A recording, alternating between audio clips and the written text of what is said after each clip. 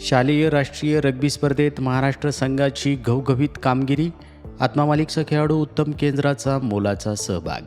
दिल्ली येथे त्यागराज स्टेडियम या ठिकाणी नुकत्याच पार पडलेल्या शालेय राष्ट्रीय रग्बी स्पर्धेत 19 वर्षाखालील वयोगटात महाराष्ट्र संघाने उत्कृष्ट खेळाचं प्रदर्शन करत द्वितीय क्रमांक पटकावला.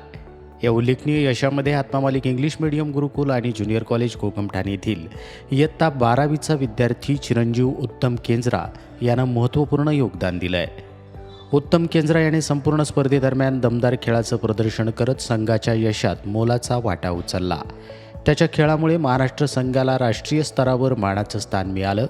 आत्मा मालिकचे खेळाडू मोठ्या संख्येनं राज्य व राष्ट्रीय पातळीवर सातत्याने यश मिळवत असल्याचं चित्र सध्या संकुलात दिसत आहे. या यशाबद्दल सर्व खेळाडू व त्यांच्या प्रशिक्षकांचं सर्वत्र अभिनंदन होत आहे.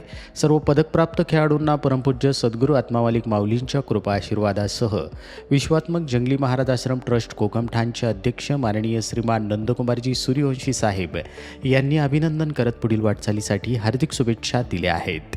आत्मा मालिक शैक्षणिक संकुलाचे क्रीडा व्यवस्थापक सुधाकरजी मलिक सर, प्राचार्य माणिकरावजी जाधव सर यांनी हार्दिक अभिनंदन करून पुढील वाटचालीसाठी हार्दिक शुभेच्छा दिल्या आहेत. या यशामुळं कोकमठाण परिसरासह संपूर्ण महाराष्ट्राच्या क्रीडा क्षेत्रात आनंदाचं वातावरण निर्माण झालं आहे. चिरंजीव उत्तम केंद्रा यास त्यांचे प्रशिक्षक अण्णासाहेब गोपाळ सर यांचं मार्गदर्शन लाभलं आहे.